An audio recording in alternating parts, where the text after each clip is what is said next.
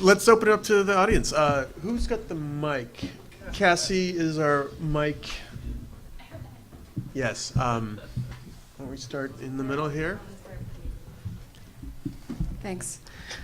You're all global players and actually global leaders in what you do. And I wondered if you could speak to the global competition and acquisition landscape a bit more, especially in an era where governments are actually promoting local copycats and trying to pursue antitrust fights. And I wondered, given the emergence of this, what's your outlook? How are you thinking about this? What's your role going to be? How are you going to sort of approach these companies coming out of other regions? Do you want to direct it at anyone or just throw it out there? Well, I think, as I mentioned before, we really do try to pause, and as we're thinking about potential acquisitions, really focus on what is being developed around the world and looking across the globe for potential opportunities. It is a more global landscape than ever before, and certainly we're interacting more often and looking at things in China, in Korea, in some of the other developing countries, as well as other parts of the developed world. And I think that's true for a lot of acquirers, number one. Number two, as you'll see over the next 5 to 10 years, the Chinese software industry will begin to look, and they already have to some degree, outward to acquire more talent. So they will be another competitor that I will have to think about when I am approaching a company in Western Europe to buy them. You mentioned something I think is really interesting, which is actually the regulatory framework around the world. China certainly has flexed its muscles in terms of laying down a framework and a law that requires, in a non-suspensive way, you to file for many acquisitions which you might not think of. India this summer is enacting a very similar, I believe, type law. Brazil is moving in that direction. So you definitely have more to think about, and it would be a good example. LinkedIn, where does LinkedIn reside? And where do you care about it from a regulatory perspective? Is it where the user is? Is it where the home office is? Is it where the server that's actually storing the data is? So those are interesting questions that get tied up, just to use you as an example. They get tied up, we're not buying them.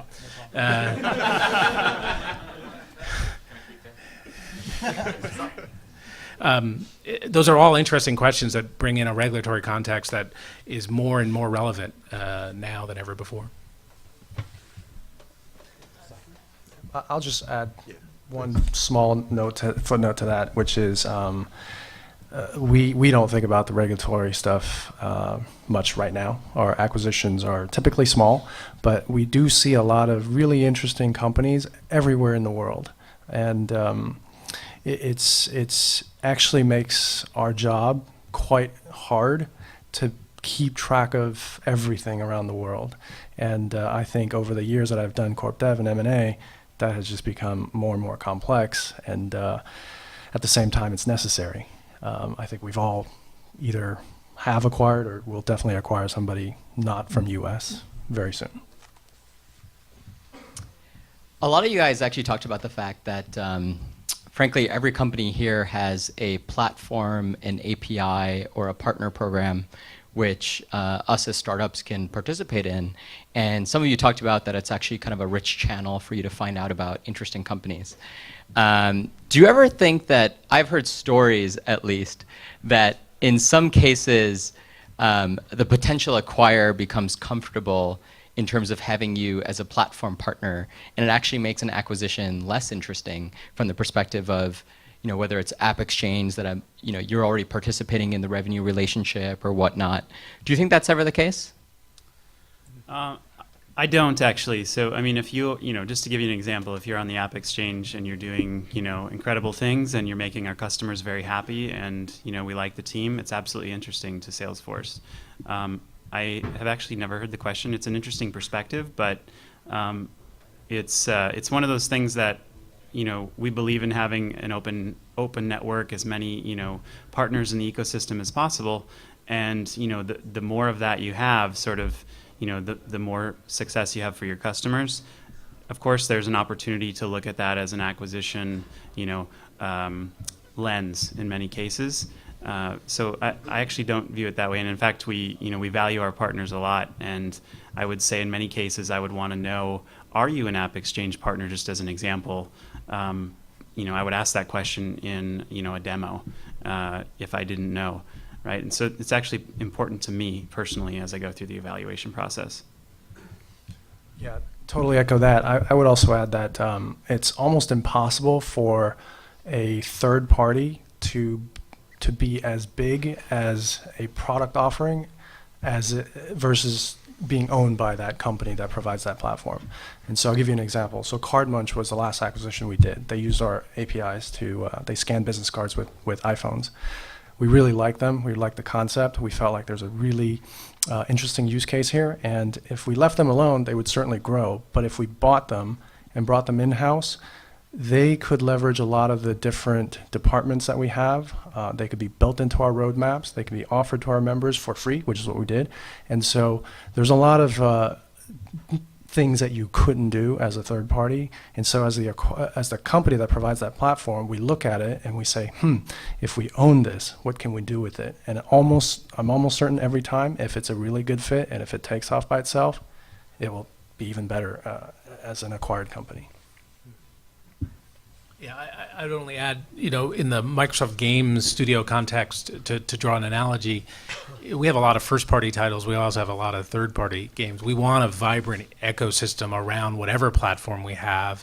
And so you may think it's odd, but having that vibrant ecosystem actually supports the value of the platform. So we absolutely want to have that going on at the same time. As there has been mentioned, there are opportunities for a variety of reasons. Synergy is one good one, why we'd want to bring it in-house.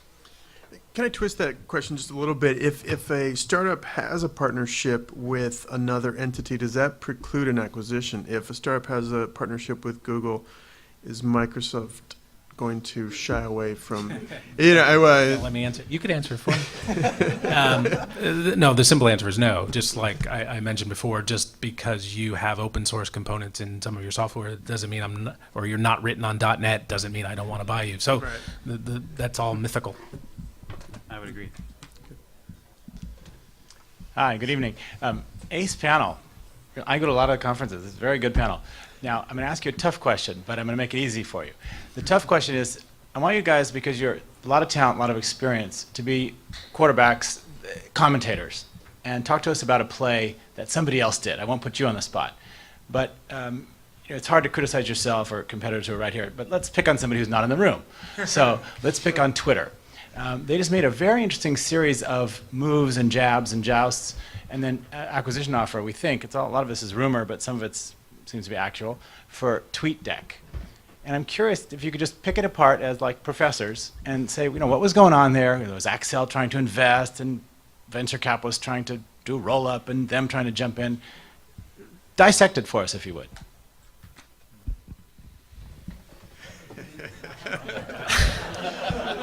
I'll beg off right away. I just don't know enough about it to actually give you anything at all.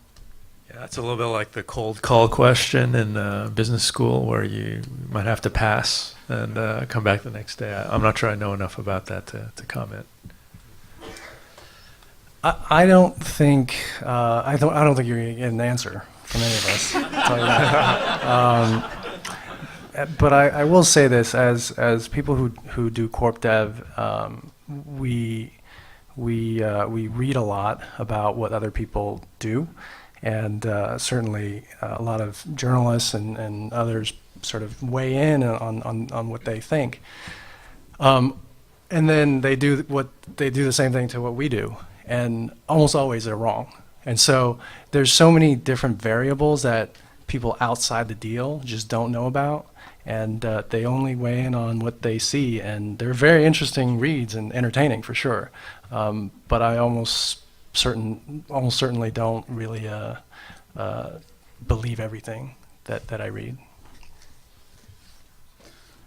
I'll try, but you're probably not going to get an answer as well. But just I think yeah, it was a good compliment and a layup up to it. The only thing I would say is I think Twitter has a really exciting business model, and they have an ecosystem, and so as you go through that, I view it as an opportunity to sort of go through the process and see, okay, is there something and sort of different ways to look at whether it's TweetDeck or other things like that that they've looked at to sort of change it up and invent something sort of that's different than maybe what that company would have done otherwise. Doesn't really directly answer your question, but that's how I view it. I mean, I don't know enough about their acquisition strategy to really make a sort of valuable comment.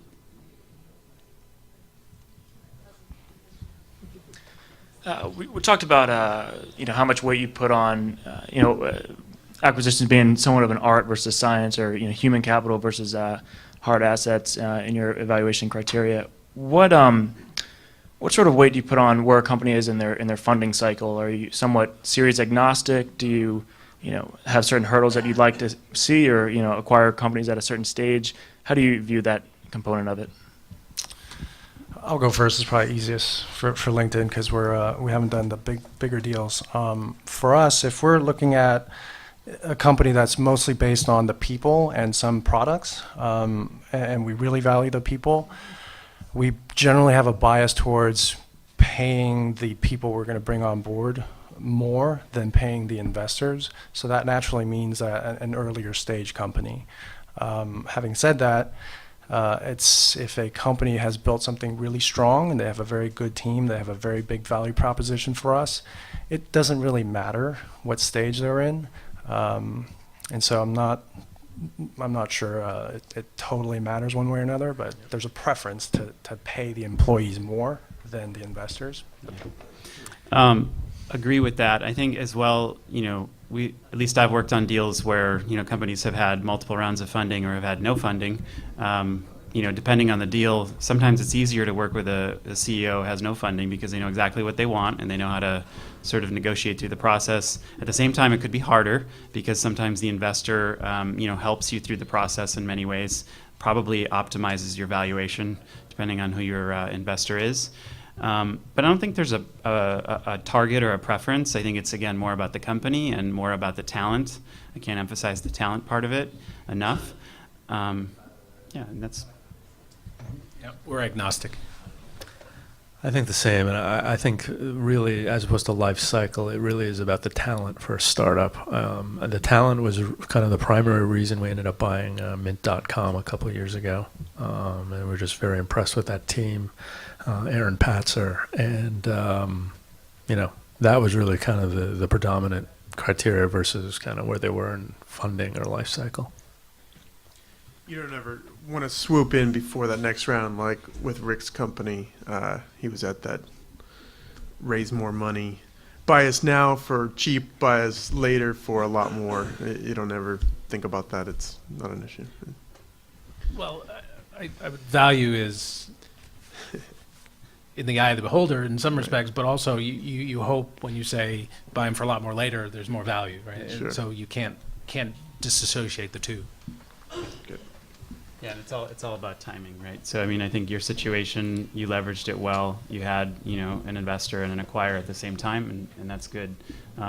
Some people have that opportunity, some people don't. Some people are in a different situation, whether they're running out of funding and, maybe they haven't been able to raise a round. That becomes a little bit easier for an acquirer to deal with. But it really depends on the company and the market, and, I guess if you're in the sort of space of social buying, that may be a little easier than if you're in some other types of spaces. So, Great. My question's about structuring a buyout with an earnout also involved. And for most people in this audience, I don't know how many people are that familiar with it, but there's a lot that has to go into the negotiation to get alignment on your earnout terms. Because of all that negotiation added to a transaction, is that really something that they should be considering? Or should you get your deal and that's your deal and don't try and get any more on an earnout? Because it's too hard to get you all aligned. I would echo what Robbie said earlier. we don't do earnouts. I'd rather figure out what the deal is and either walk away or not, rather than go through not only the time, but then the post-deal time that Robbie referenced before. So I would echo 1,000 times what he said. Yeah, I'll add a little more to that, though. The the acquirers are always going to want to pay less than what you want, and the earnout is typically the first thing that people say, hey, let's just do an earnout so we can show you we can earn that value. And then you get into, okay, how long is that earnout? And how much? And what are the milestones? And then you get through this series of things, and then all of a sudden you're up against the time factor that Ryan talked about. And so it's really, really hard. And if you don't want to sell your company for the value that the acquirer is willing to pay, don't sell it. Yeah, I mean, I think just to add to that, earnouts are tough. In some cases, they may be necessary, and you just need to make sure that you have very clear. If you're on the other side of it, right, and I'm trying to put myself in your shoes a little bit, you need to have very clear objectives of what you need to hit, and you need to make sure that they're in your control. If you're sort of not in control of those things, it's going to make it much harder for you to realize that value. And then you keep in mind, any deal you go through, you have to live with those people going forward, and everyone's best interest is to make it successful in the case of an earnout. So be very clear and set expectations early. Yeah, the thing you do not control ever is a reorg or someone leaving the company that you worked with. And those two things almost always kill an earnout. Nathan, I'm going to say last question. All right, last question. Who's got a zinger? Hey, I have a direct question to Ryan. So we at Derply, we love the dim, yeah? So what's going on with that? It's now like shut it down, yeah? So it's more like talent acquisition or like product or what it was. Yep. And they totally got like too low valuation as well, yeah?